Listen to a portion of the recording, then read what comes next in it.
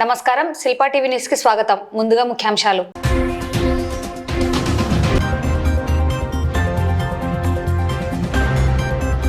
నంద్యాల నియోజకవర్గం వైసీపీ విస్తృత స్థాయి సమావేశం.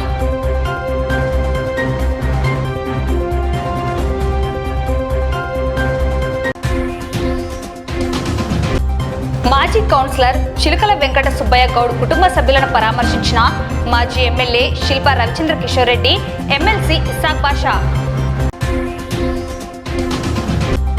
ప్రజా అర్జీల పరిష్కారంలో నాణ్యత పెరగాలని అధికారులను ఆదేశించిన జిల్లా కలెక్టర్. వక్ఫ్ బోర్డు స్థలంలో సీజ్ చేసిన రూములను మౌలానా ముస్తక్ అహ్మద్ ఎలా తెరుస్తారని ప్రశ్నిస్తున్న పీడీఎస్యు రాష్ట్ర అధ్యక్షుడు ఎస్ఎండి రఫీ. డాక్టర్ వైఎస్ఆర్ జయంతిని పురస్కరించుకొని కోటేష్ చిత్ర నివాళి. మున్సిపల్ పారిశుద్ధ్య కాంట్రాక్ట్ కార్మికుల సమస్యలు పరిష్కరించాలని ఏఐటీయూసీ ధర్నా. ఈ నెల 10వ తేదీ షిరిడి సాయిబాబా ఆలయంలో గురు పౌర్ణిమ వేడుకలు. ఆటో డ్రైవర్లు ట్రాఫిక్ నియమ నిబంధనలు పాటించాలని సూచించిన సిఐ మల్లికార్జున గుప్తా.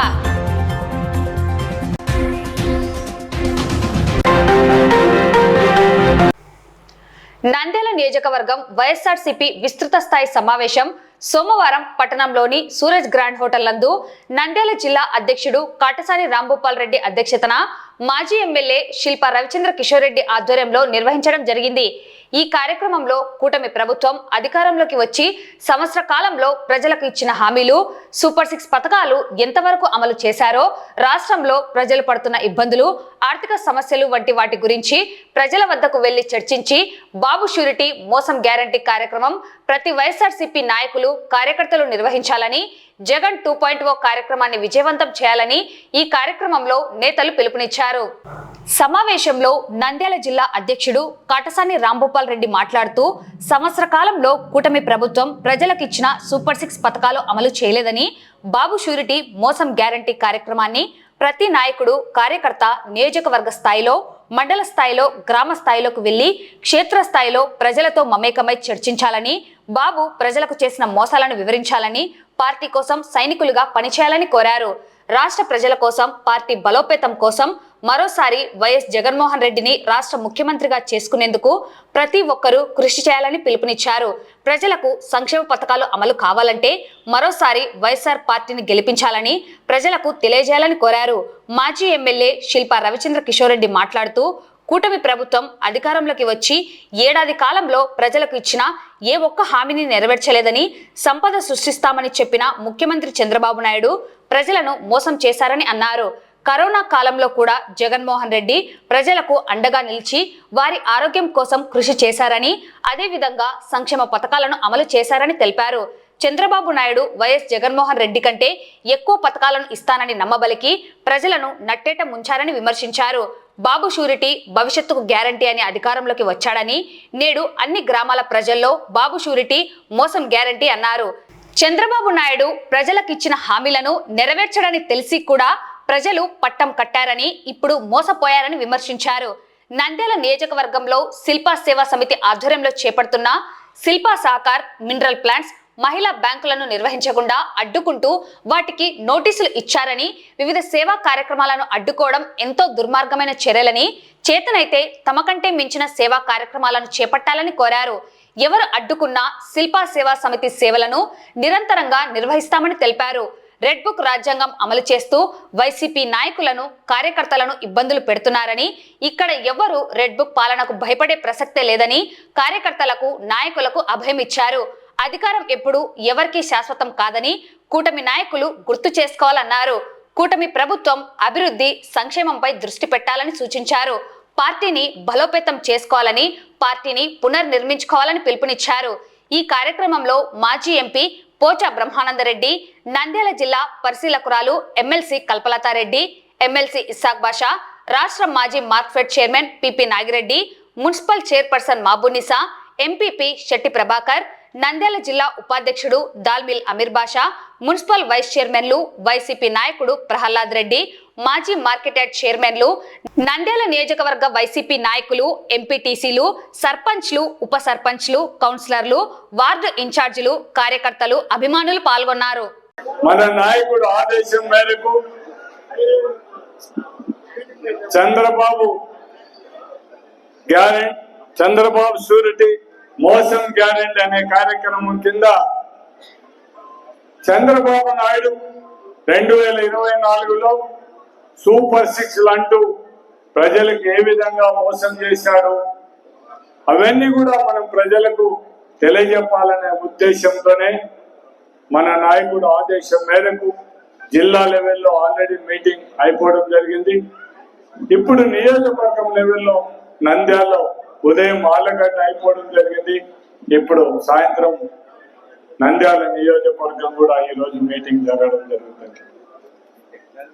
మనం అంతకుముందు తెలుగుదేశం నాయకులు ఏం మాట్లాడలేదని కూడా మనం అందరం కూడా ఒక్కసారి మాటలు మనం ఆలోచించాల్సిన అవసరం.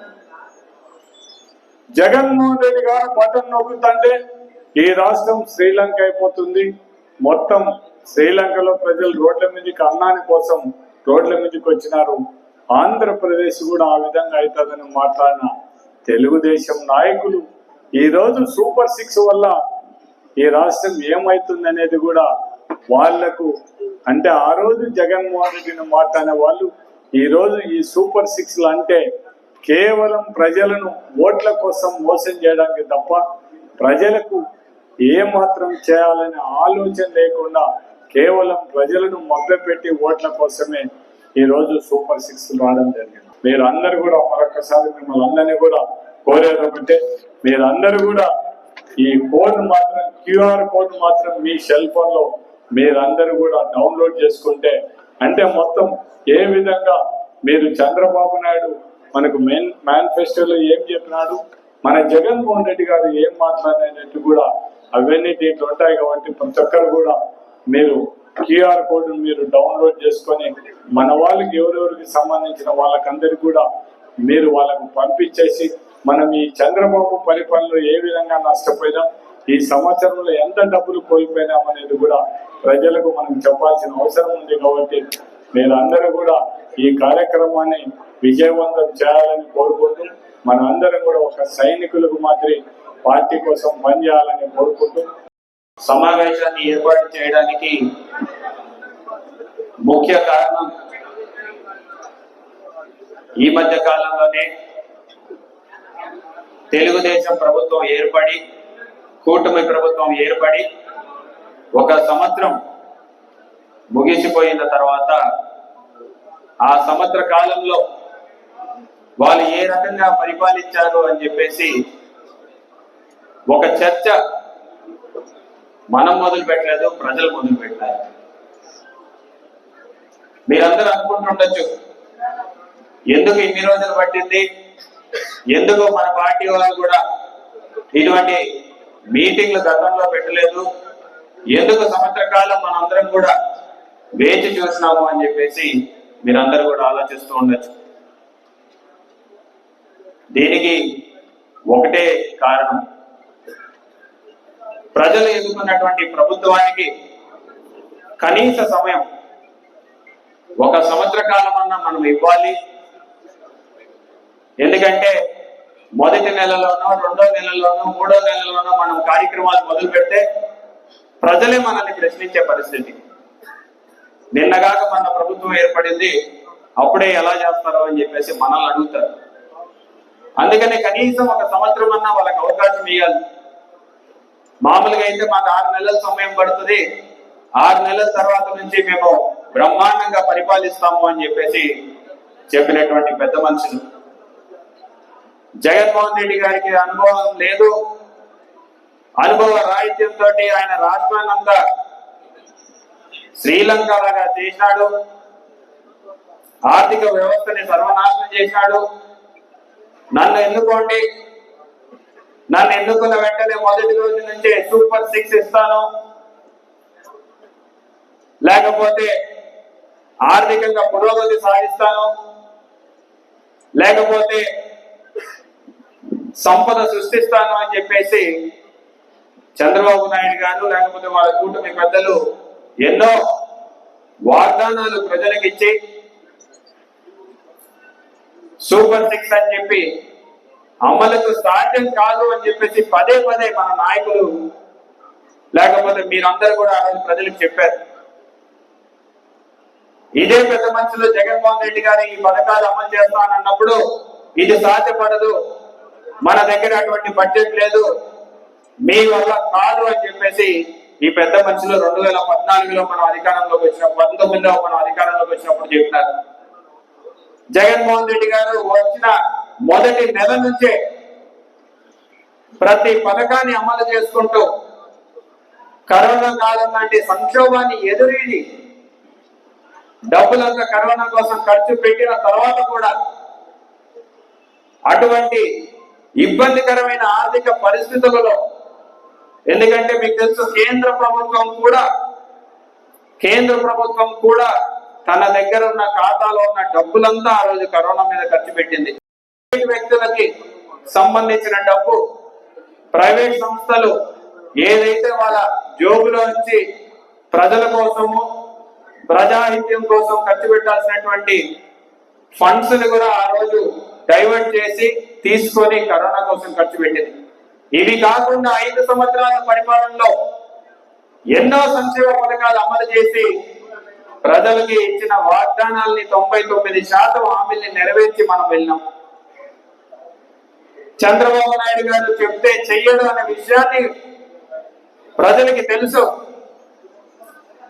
మరి తెలిసినా కూడా మరొకసారి చంద్రబాబు నాయుడు గారు నేను సంపద సృష్టిస్తాను, ఇంకా ఎక్కువ ఇస్తాను, జగన్మోహన్ రెడ్డి గారు చేస్తున్న పథకాలన్నీ చేస్తూ సూపర్ 6 కూడా అమలు చేస్తాను అని చెప్పి ఆయన అధికారంలోకి వచ్చినాడు. మనందరికి కూడా ఇంకా చర్చనీయాంశమే ఏ రకంగా వీళ్ళు గెలిచినారా అనేది ఇప్పటికి కూడా అంతుపట్టడంలా. ఎందుకంటే ఎవరికి అర్థం కాని పరిస్థితుల్లో జగన్మోహన్ రెడ్డి గారి పరిపాలన అంత బాగాలేదా అంటే పేద ప్రజలందరికీ నచ్చిన పరిపాలన. మరి ఎక్కడ తప్పిదం జరిగిందా అనేది ఇప్పటికి కూడా అంతుపట్టడం లేదు. అయినా సరే ప్రజలు ఇచ్చిన తీర్పుని గౌరవిస్తూ 1 సంవత్సర కాలం పాటు అధికార పక్షానికి కూడా సమయం ఇచ్చి అధికార పక్ష నాయకులు ఏమన్నా పథకాలు అమలు చేస్తారేమో, ఏమన్నా సంక్షేమం అమలు చేస్తారేమో, లేకపోతే ఏదైనా అభివృద్ధి చేసి చూపిస్తారేమో, లేకపోతే సంపద సృష్టించి పేదలకి పంచుతారేమో అని చెప్పేసి ఆలోచిస్తూ మనం 1 సంవత్సర కాలం సమయం కూడా ఇచ్చినాం.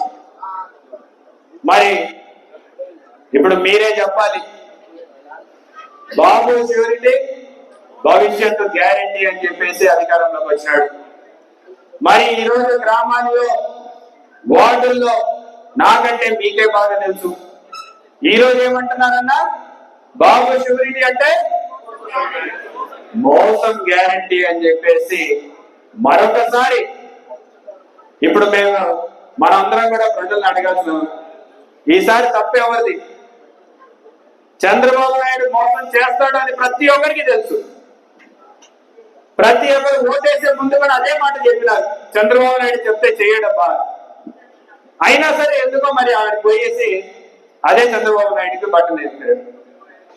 తల్లికి వందనం అన్నాడు. మరి ఈరోజు వార్డుల్లో కావచ్చు లేదా గ్రామాల్లో కావచ్చు ఏ రకంగా ఎంతమందికి ఇచ్చినారో మీ అందరు చూస్తున్నారు.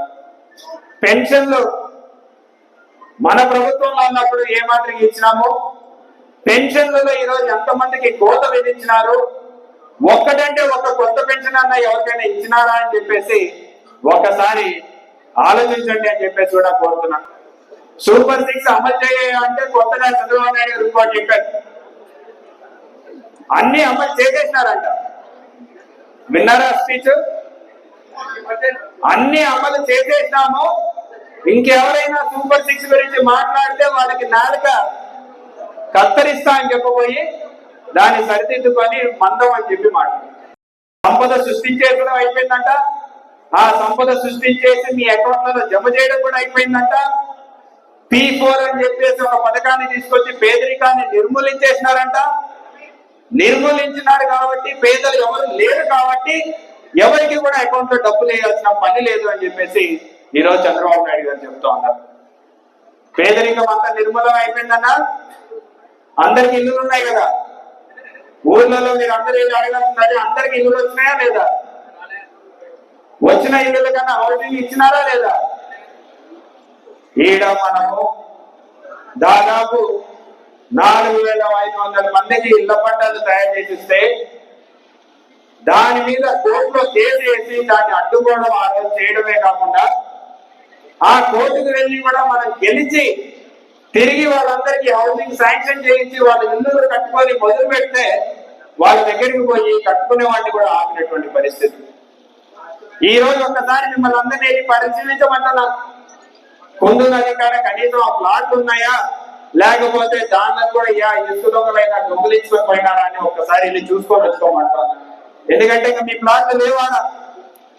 ఎవరెవరు ప్లాట్లు ఉన్నాయని చెప్పేసి హాయిగా నిద్రపోతున్నారో వాళ్ళందరికీ చెప్తున్నా, ఒకసారి వెళ్ళి చూసుకొచ్చుకోండి మీ ప్లాట్ ఉన్నాయో లేదో అని చెప్పేసి.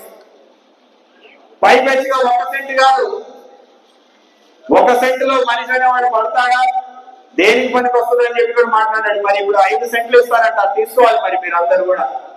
మనందరం కూడా 5 సెంట్ల స్థలం కోసం పోరాడాల్సిందిగా నేను విజ్ఞప్తి చేస్తూ ఉన్నా. జర్నలిస్ట్ అన్నలు కూడా ఉన్నాడు, మీ అందరికి కూడా వాగ్దానం చేస్తున్నారన్నా, మీ అందరికన్నా వచ్చినాయా లేదా? ఈ కార్యక్రమం వచ్చేసి మన ముఖ్య ఉద్దేశం చంద్రబాబు నాయుడు గారికి వయసు రీత్యా వయసు పెరిగిపోయింది కాబట్టి కొన్ని మర్చిపోతుంటాడు. అంటే ఆయనకి ప్రతిసారి జరుగుతుంది, ఎలక్షన్లప్పుడు మాత్రం బ్రహ్మాండంగా హామీలు ఇస్తాడు, గద్దెనెక్కిన వెంటనే మర్చిపోతుంటాడు. కాబట్టి ఆయనకి గుర్తు చేయాలి. ఇక్కడ ఒకటి మన ఈ కూటమి ప్రభుత్వం అధికారంలోకి వచ్చి సంవత్సరం కావస్తున్నా, అయితే ఈ రోజు ఏదైతే చంద్రబాబు నాయుడు గారు అబద్ధాలు చెప్పి మోసం చేసి ప్రజలతో ఓటు ఇచ్చుకొని అధికారంలోకి రావడం జరిగింది. సో వాళ్ళు ఇచ్చిన హామీలన్నీ కూడా ఒక మేనిఫెస్టో కూడా ఒక బాండ్ రూపంలో పవన్ కళ్యాణ్ గారు, చంద్రబాబు నాయుడు గారు ఇద్దరు కూడా సంతకం చేసి ప్రజలకు ఇవ్వడం జరిగింది. సో ఈ రోజు బాండ్ ప్రజల చేతిలో ఉంది కాబట్టి ఖచ్చితంగా ఈ ప్రభుత్వాన్ని నిలదీసానికి హక్కు కూడా ప్రజలకు ఉంది కాబట్టి ఎవ్వరు కూడా ఎక్కడ తగ్గరు. ఖచ్చితంగా నిలదీసే పరిస్థితి వచ్చింది ఖచ్చితంగా. ఎందుకంటే ఏవైతే హామీలు ఇచ్చారో వాటిని మనం అమలు పరుచుకునేంత దాకా ఖచ్చితంగా ఈ ప్రభుత్వాన్ని ప్రశ్నిస్తూనే ఉంటామని ఈ సందర్భంగా మీ అందరికీ కూడా తెలియజేస్తున్నాడు. ఈ రోజు మనం ఒక్క 10 రోజులు అనుకుంటాను ఇదే డయాస్ మీద పెద్దలు రీజనల్ కోఆర్డినేటర్ పెద్దిరెడ్డి రామచంద్రారెడ్డి గారితో ఇక్కడ ఒక నంద్యాల జిల్లా విస్తృత స్థాయి సమావేశం కూడా జరిగింది. దాంట్లోనే మనం ఏం చేయాలి, వైఎస్ఆర్సీపీ కార్యకర్తలైనటువంటి మనం ప్రజలలోకి బాబు గ్యారెంటీ భవిష్యత్తు షూరిటీ అని చెప్పిన దానికి వాళ్ళు ఏ రకంగా మోసం చేశారో ప్రజలను, 1 సంవత్సరం రోజులు అయిన తర్వాత కూడా ఈ రోజు వరకు వాళ్ళు ఏ రకంగా ప్రజలకు మోసం చేస్తూ పోయినారని చెప్పేది ప్రతి ఇంటికి, ప్రతి వాడకు, ప్రతి గ్రామానికి ఏ రకంగా తీసుకుపోవాలని చెప్పేసి ఆ రోజు సవివరంగా మనమందరము చర్చించుకోవడం జరిగింది. ఈరోజు కార్యకర్తలు అన్న చాలా మందిలో ఈరోజు సంవత్సరమే అయినది, మరి ఈ కార్యక్రమాన్ని చేస్తే కనుక ఎట్లా ఉంటుంది, మరి వస్తారా రారా అనే కొంత సంకోచం చాలా మందిలో ఉండేది. కానీ ఈ రోజు ఈ సమావేశాన్ని చూస్తే కనుక ఇంత పెద్ద ఎత్తున కుర్చీలు కూడా పట్టక అక్కడ నిలవడము, వెనక నిలవడం చూస్తే చాలా చాలా ఆనందంగా ఉందన్నా. మాజీ కౌన్సిలర్ చిలకల వెంకట సుబ్బయ్య గౌడ్ వారి మాతృమూర్తి మాజీ కౌన్సిలర్ చిలకల లక్ష్మీ దేవమ్మ శుక్రవారం నాడు అనారోగ్యంతో మృతి చెందడం జరిగింది. నేడు మాజీ ఎమ్మెల్యే శిల్పా రవిచంద్ర కిషోర్ రెడ్డి, ఎమ్మెల్సీ ఇస్సాక్ బాషా వారి కుటుంబ సభ్యులను పరామర్శించారు. ఎన్నో సంవత్సరాల నుండి శిల్పా కుటుంబానికి అండగా నిలుస్తున్నారని, చిలకల వెంకట సుబ్బయ్య గౌడ్ కుటుంబ సేవలను మర్చిపోలేమన్నారు. అదేవిధంగా వారి కుటుంబానికి అన్ని విధాలుగా అండగా ఉంటామని తెలియజేశారు. ఈ కార్యక్రమంలో వైసీపీ నాయకులు జిల్లా ఉపాధ్యక్షుడు దాల్మిల్ అమీర్, మాజీ కౌన్సిలర్ పుల్లమ్మ, అడ్వకేట్ రామసుబ్బయ్య, మాధవస్వామి, మాధవారెడ్డి, యూనిస్, బషీర్ అహ్మద్, రామచంద్రుడు, ఎద్దు రవి, నేసా ప్రసాద్, రవికుమార్, హుసేన్ రెడ్డి, షేక్ షా, రఫీ తదితరులు పాల్గొన్నారు.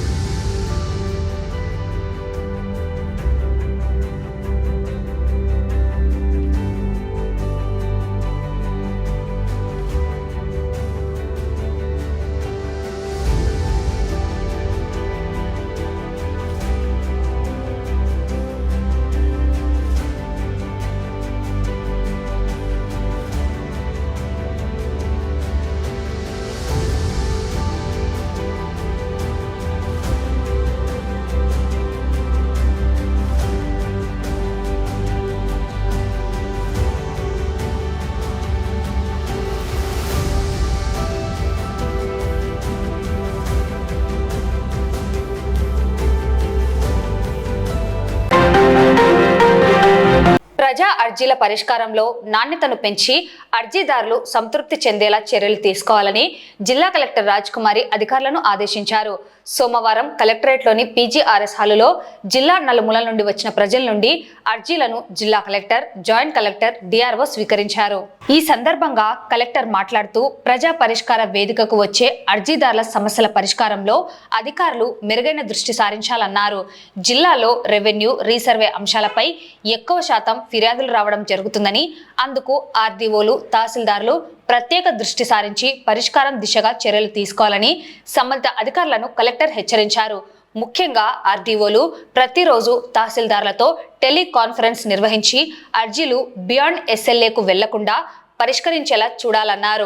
రియోపెన్ గడువు లోపల అర్జీలపై నేరుగా ముఖ్యమంత్రి కార్యాలయం నుండి సమీక్ష చేయడం జరుగుతుంది కాబట్టి వాటి పరిష్కారంలో జాప్యం లేకుండా చూడాలని అధికారులను కలెక్టర్ ఆదేశించారు. అదేవిధంగా ప్రజా పరిష్కార వేదికకు వచ్చే విభిన్న ప్రతిభావంతుల కోసం సహాయకులను ఏర్పాటు చేయడం జరిగిందన్నారు. పీజీఆర్ఎస్ ద్వారా స్వీకరించిన కొన్ని దరఖాస్తులు ఇంకా ఈ కార్యక్రమంలో 221 మంది అర్జీదారులు తమ సమస్యల పరిష్కారానికి జిల్లా కలెక్టర్కు అర్జీలు సమర్పించారు. సదరు సమస్యలన్నింటినీ నిర్ణీత గడువులోగా పరిష్కరించాలని సంబంధిత అధికారులకు ఎండార్స్ చేస్తూ కలెక్టర్ ఆదేశాలు జారీ చేశారు. సమావేశంలో joint collector Vishnu Charan, DRO Ramu Nayak, deputy కలెక్టర్లు, జిల్లా అధికారులు తదితరులు పాల్గొన్నారు.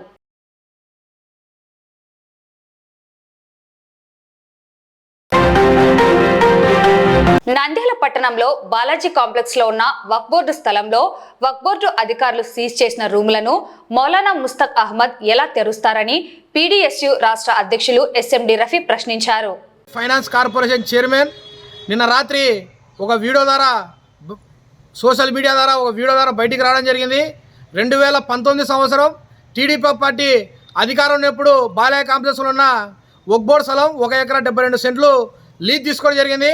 ఆ మనిషి 2019 నుంచి 2023 సంవత్సరం వరకు లీజ్ డబ్బులు కట్టలేని చెప్పి గతంలో ఉన్న జిల్లా వక్ఫ్ బోర్డు అధికారులు, రెవెన్యూ అధికారులు, పోలీస్ అధికారులు అక్కడ వెళ్ళి రూము తాళాలు వేయడం జరిగింది. నిన్నటి రోజున వీడియో రావడం జరిగింది. ఆ మనిషి ఏదైతే వక్ఫ్ బోర్డు అధికారులు సీజ్ చేసిన రూములు ఉన్నాయో అవి వక్ఫ్ బోర్డు రూములను తాళాలు పలగొట్టి ఆ మనిషి కార్యాలయంగా ఈరోజు ముస్తాక్ అహ్మద్ చేయడం జరిగింది. చాలా దారుణం. జిల్లాలో ఉన్న వక్ఫ్ బోర్డు అధికారులు ఏమైనా ముస్తాక్ అహ్మద్ నుంచి మీరు మామూలు తీసుకున్నారని చెప్పి మేము ఆరోపణ చేస్తున్నాం. నిన్న రాత్రి నుంచి సోషల్ మీడియాలో వీడియో బహిరంగంగా ప్రచారం అయితేనే కూడా ఈరోజు కూడా జిల్లాలో ఉన్న వక్ఫ్ బోర్డు అధికారులు ఆ స్థలానికి ఎందుకు పరిశీలన చేయలేదు? ఆ స్థలాన్ని పరిశీలన చేసి ఆ రోజు మీరు కట్టలేని చెప్పి సీజ్ చేశారు. ఈరోజు ఆ మనిషి దర్జాగా బీగాలు బలగొట్టినారు. మళ్ళీ మీరు సీజ్ చేసి ఆ మనిషి మీద క్రిమినల్ కేసు నమోదు చేసి డిమాండ్ చేస్తున్నాం. ఈరోజు సామాన్య ప్రజలు చిన్న సంఘటన చేస్తేనే వక్ఫ్ బోర్డు అధికారులు వాళ్ళ మీద పోయి భయాందోళనకు గురి చేసి వక్ఫ్ బోర్డు స్థలాలు మీరు ఎలా కడతారని చెప్పి రైతుల సమీక్షల్లో చాలా బిల్డింగ్లు కూడా కుప్పకూడడం జరిగింది. ఈరోజు మీరు చైర్మన్ గారా ఎందుకు పోవాలని చెప్పి జిల్లా వక్ఫ్ బోర్డు అధికారులు మేము ప్రశ్నిస్తున్నాం. వాళ్ళ నుంచి ఏమైనా మామూలు పుట్టినాయని చెప్పి మేము ప్రశ్నిస్తున్నాం. తక్షణమే రాష్ట్ర ముఖ్యమంత్రి అధికారం వచ్చే సమస్య అయింది, మాది ప్రజల పాలన అని చెప్పి మేము సంశయం చేశామని చెప్పి ప్రజలకు గొప్పలు చెప్పుకుంటా వాళ్ళ మినిస్టర్లు, వాళ్ళ ఎమ్మెల్యేలు గడప సందు వీధి తిరుగుతున్నారు. మీ ఒక పక్క మీ చైర్మన్, రాష్ట్ర చైర్మన్ అయ్యేంటి మైనార్టీ ఫైనాన్స్ కార్పొరేషన్ చైర్మన్ ఏదైతే ముస్తాక్ అహ్మద్ వక్ఫ్ బోర్డు స్థలంలో సీజ్ చేసిన స్థలంలో ఆ మనిషి డిఫాల్టర్ అని చెప్పి హైకోర్టులో కూడా కేసు ఓడిపోవడం జరిగింది. ఆ తాళాలు వేసి పలగొట్టి ఆ మనిషి తన సొంత కార్యాలయం పెట్టుకొని చెప్పి తక్షణమే ఆ మనిషి మీద క్రిమినల్ కేసు నమోదు చేసి ఉన్న 10 నుంచి తొలగించని చెప్పి డిమాండ్ చేస్తున్నాం. దీన్ని తక్షణమే రాష్ట్ర ముఖ్యమంత్రి, అలాగే ఉప ముఖ్యమంత్రి, విద్యాశాఖ మినిస్టర్, అలాగే నంద్యాలలో ఉన్న మైనార్టీ శాఖ మినిస్టర్ ఫారూక్ గారు తక్షణమే స్పందించి ఆ స్థలాన్ని కాపాడాలని చెప్పి కోరుతున్నాం. గతంలో కూడా మేము అనేక దశాబ్దాలు కూడా ఉర్దూ జూనియర్ కళాశాల బాలాజీ కాంప్లెక్స్లో వక్ఫ్ బోర్డు స్థలాలు పెట్టాలని చెప్పి కోరడం జరిగింది, డిమాండ్ చేయడం జరిగింది, పోరాటాలు చేయడం జరిగింది. ఇప్పటికైనా రాష్ట్ర ముఖ్యమంత్రి స్పందించి పాలిటెక్నిక్ గర్ల్స్ కాలేజీలో ఉన్న రూమ్ను తీసుకుపోయి అక్కడ ఉర్దూ కళాశాల కట్టాలని డిమాండ్ చేస్తున్నాం. ఈ స్థలాన్ని కాపాడకపోతే అధికార పార్టీ నాయకులు తక్షణమే వీళ్ళ మీద దశల వారి ఆందోళన కార్యక్రమం శ్రీకారం చుడతామని హెచ్చరిక జారీ చేస్తున్నాం. నంద్యాలకు చెందిన ప్రముఖ చిత్రకారుడు కళారత్న చింతల్పల్లె కోటేష్ దివంగత ముఖ్యమంత్రి డాక్టర్ వైఎస్ రాజశేఖర రెడ్డి జయంతిని పురస్కరించుకొని వైఎస్ఆర్ చిత్రాన్ని మహారాజు గెటప్లో చిత్రాన్ని 4 గంటల సమయంలో వేసి నివాళులు అర్పించారు. ఈ చిత్రంలో రాజన్న రాజసం ఆకట్టుకునే ఆ టీవీ చిరుమందహాసం మహారాజుగా చిత్రంలో చూపించారు.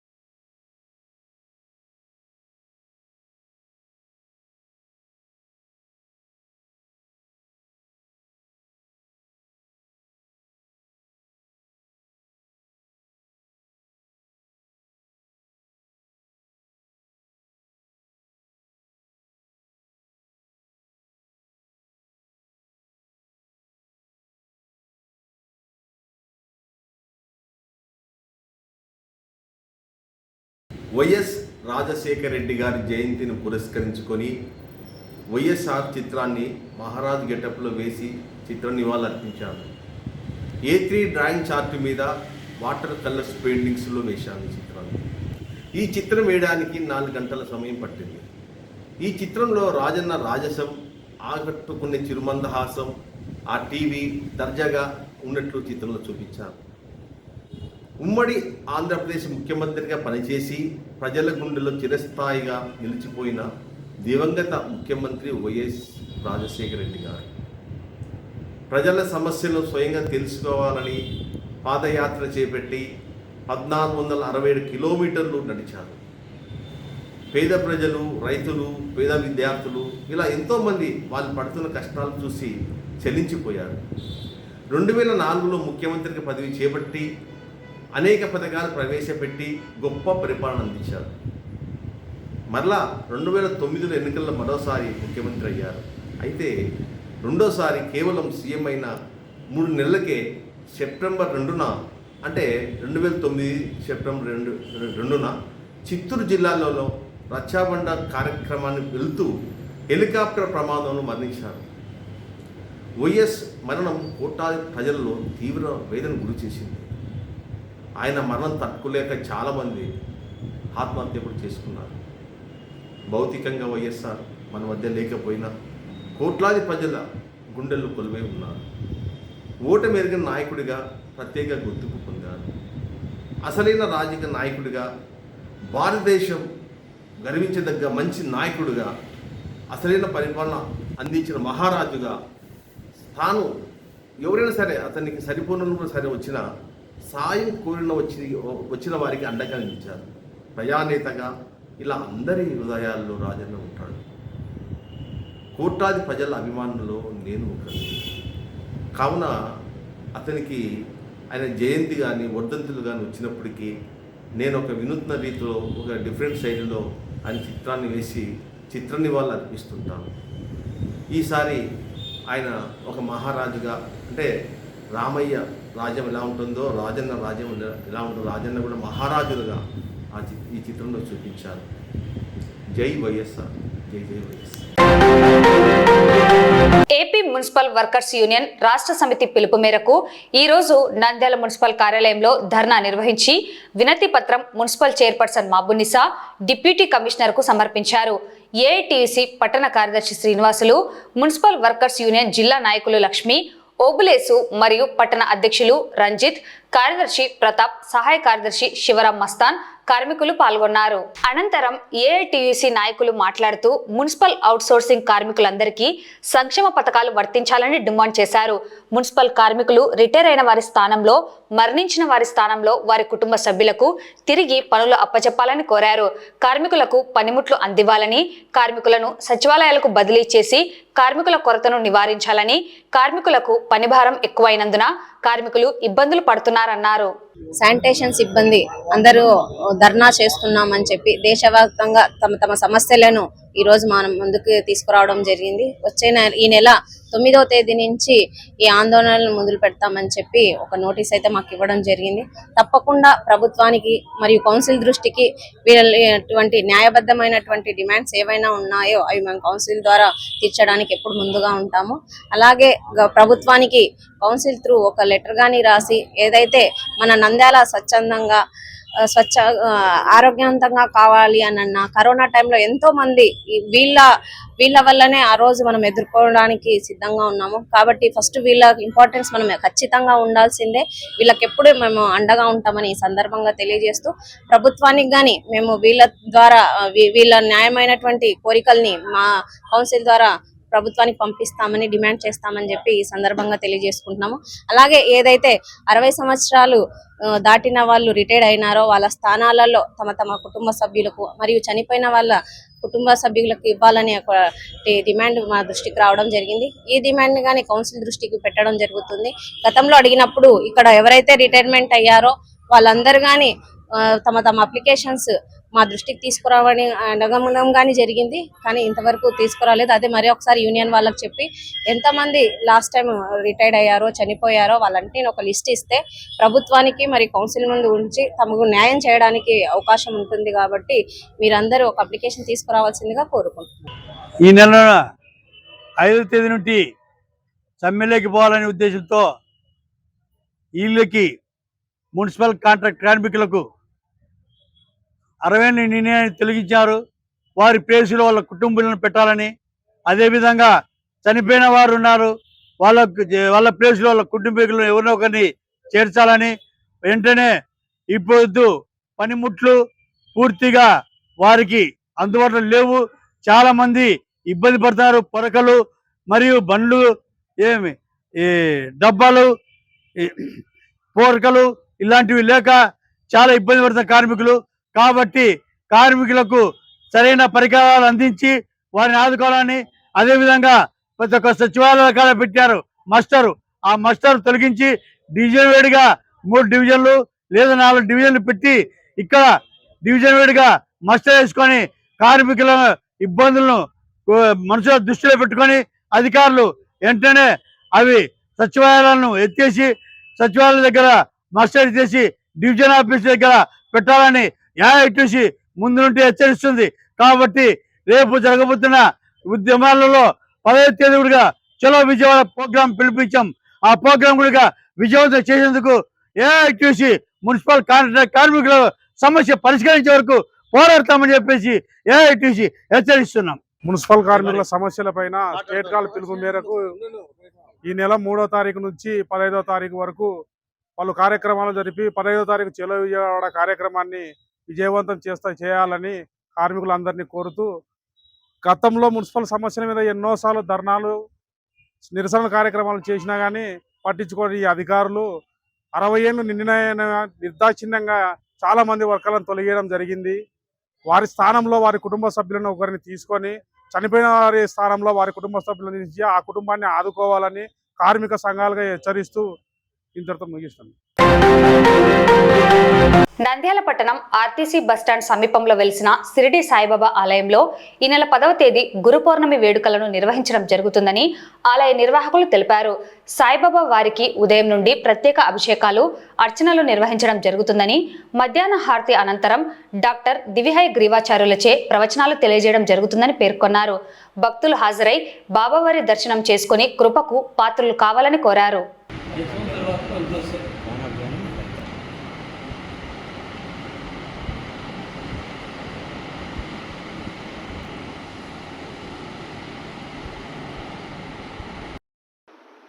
నంద్యాల మరియు పరిసర ప్రాంత భక్తాదులందరికీ నమస్కారం.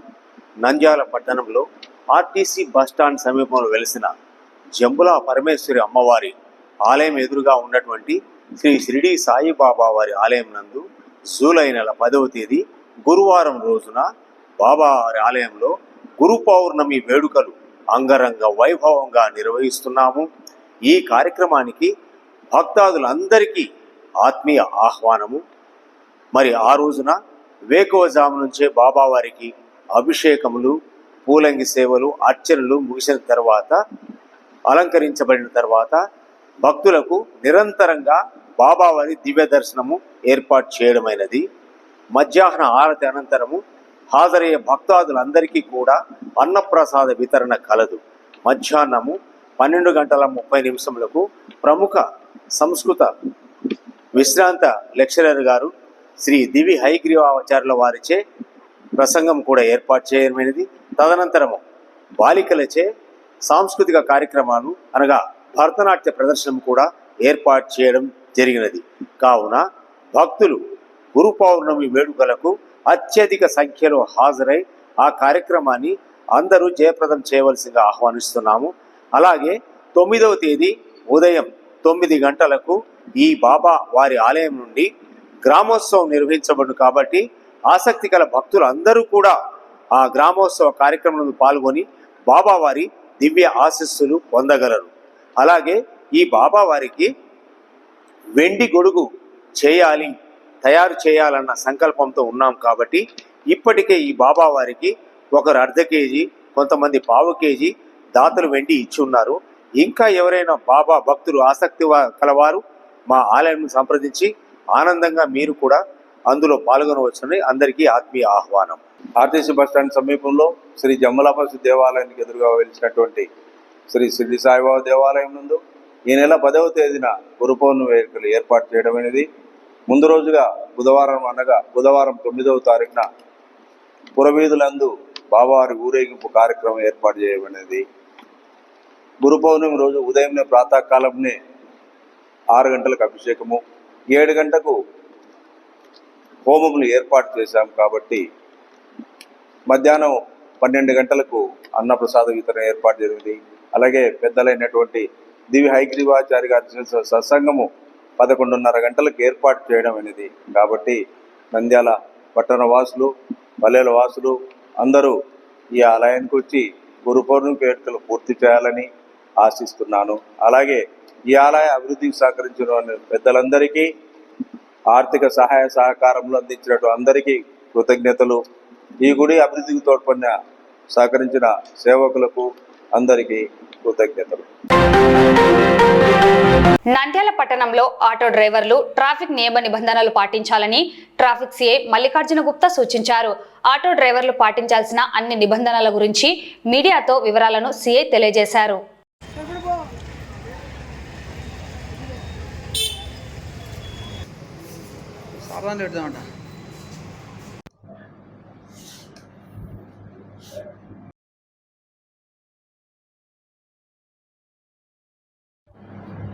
ఈరోజు మన నంద్యాల ఎస్పీ గారి ఉత్తర్వుల మేరకు మన నంద్యాల టౌన్లో రోడ్డు సేఫ్టీ మీద జరుగుతున్న కార్యక్రమాల గురించి మీకు తెలియజేయడం అవుతుంది.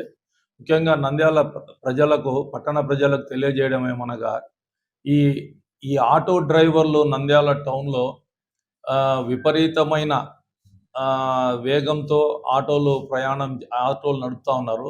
ముఖ్యంగా ఆటో డ్రైవర్లకి లైసెన్సులు లేవు. మేము ఇంతకుముందు కూడా పలుసార్లు ఆటో డ్రైవర్లకు హెచ్చరించడం జరిగింది. ఆటో డ్రైవర్లు కంపల్సరీ లైసెన్స్ పెట్టుకోవాలా, లేకపోతే లైసెన్స్ లేని దానికి 5,000 రూపాయలు చలానా, మరియు తర్వాత ఆటో ఓనర్కి కూడా 5,000 రూపాయలు, అంటే మొత్తం 10,000 రూపాయలు ఒక ఆటో మీద ఫైన్ పడుతుందని మీకు ఇంతకుముందే చెప్పినాము. కానీ చాలామంది ఆటో ఓనర్లు ఆటో డ్రైవర్లకు లైసెన్స్ లేకపోయినా మీ బండ్లు ఇచ్చి మీరు టౌన్లో నడిపిస్తూ ఉన్నారు. దీనివలన ప్రమాదాలు చాలా వరకు జరుగుతూ ఉన్నాయి.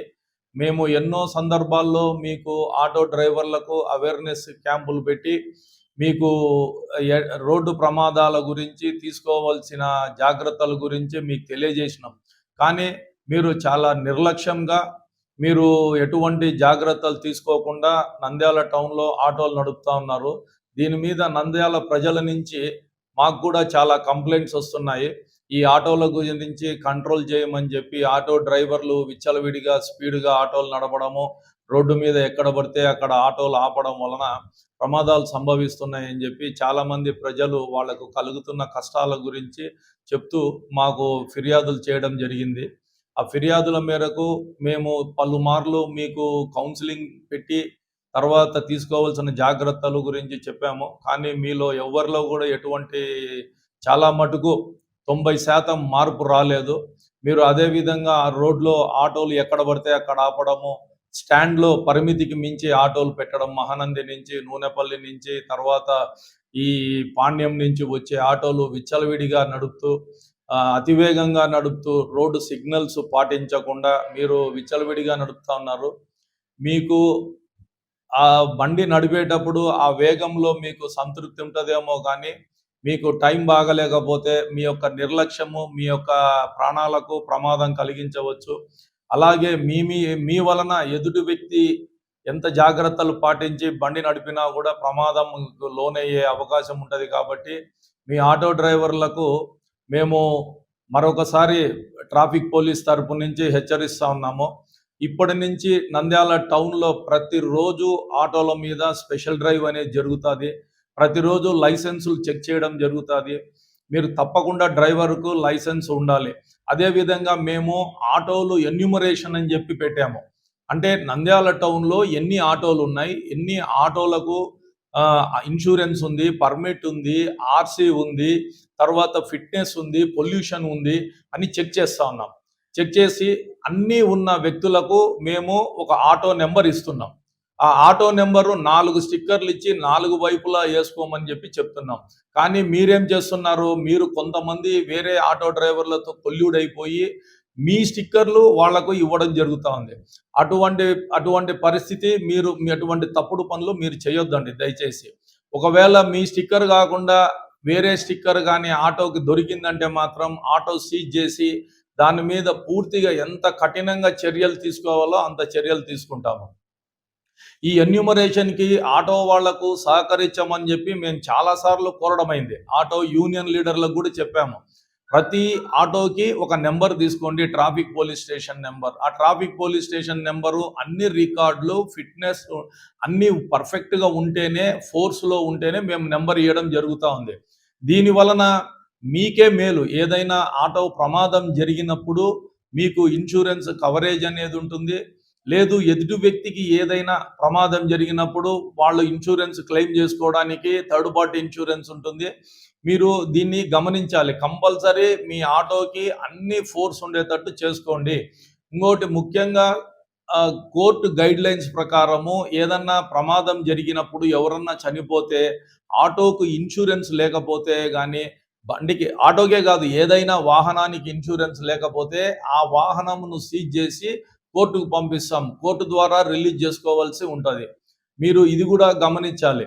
ముఖ్యంగా ఆటో ఓనర్లకు నేను మరొకసారి, మేము ఇది సూచన అనుకోండి, హెచ్చరిక అనుకోండి, ఏమైనా అనుకోండి, మీరు డ్రైవింగ్ లైసెన్స్ లేని వ్యక్తులకు మీరు ఆటోలు ఇస్తే మీ బండి ఖచ్చితంగా ఫైన్ వేస్తాము.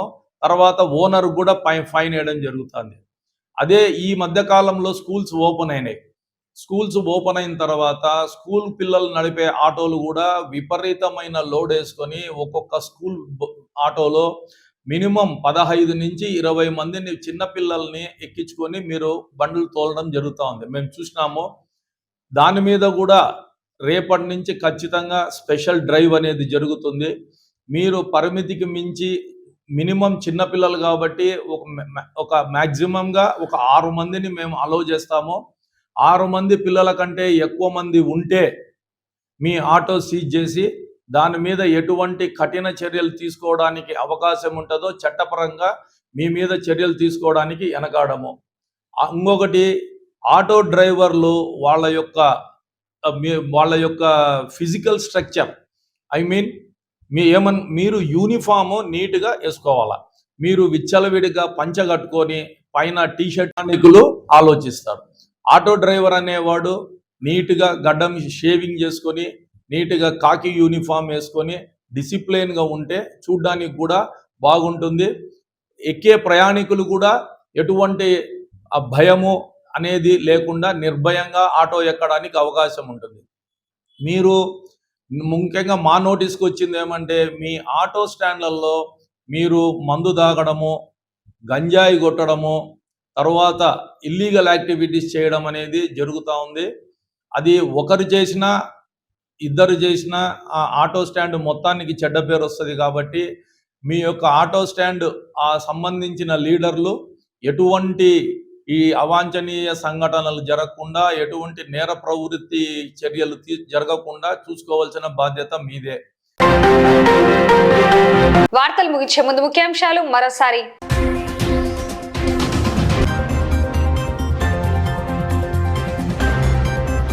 నంద్యాల నియోజకవర్గం వైసీపీ విస్తృత స్థాయి సమావేశం.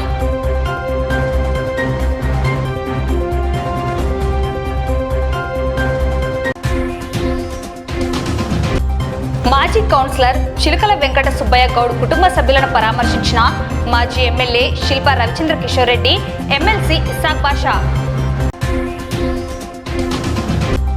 ప్రజా అర్జీల పరిష్కారంలో నాణ్యత పెరగాలని అధికారులను ఆదేశించిన జిల్లా కలెక్టర్. వక్ఫ్ బోర్డు స్థలంలో సీజ్ చేసిన రూములను మౌలానా ముస్తక్ అహ్మద్ ఎలా తెరుస్తారని ప్రశ్నిస్తున్న పీడీఎస్యు రాష్ట్ర అధ్యక్షుడు ఎస్ఎండి రఫీ. డాక్టర్ వైఎస్ఆర్ జయంతిని పురస్కరించుకొని కోటేష్ చిత్ర నివాళి. మున్సిపల్ పారిశుద్ధ్య కాంట్రాక్ట్ కార్మికుల సమస్యలు పరిష్కరించాలని ఏఐటీయూసీ ధర్నా. ఈ నెల 10వ తేదీ షిరిడి సాయిబాబా ఆలయంలో గురు పౌర్ణిమ వేడుకలు. ఆటో డ్రైవర్లు ట్రాఫిక్ నియమ నిబంధనలు పాటించాలని సూచించిన సిఐ మల్లికార్జున గుప్తా. ఈ వార్తలు ఇంతటితో సమాప్తం. నమస్కారం.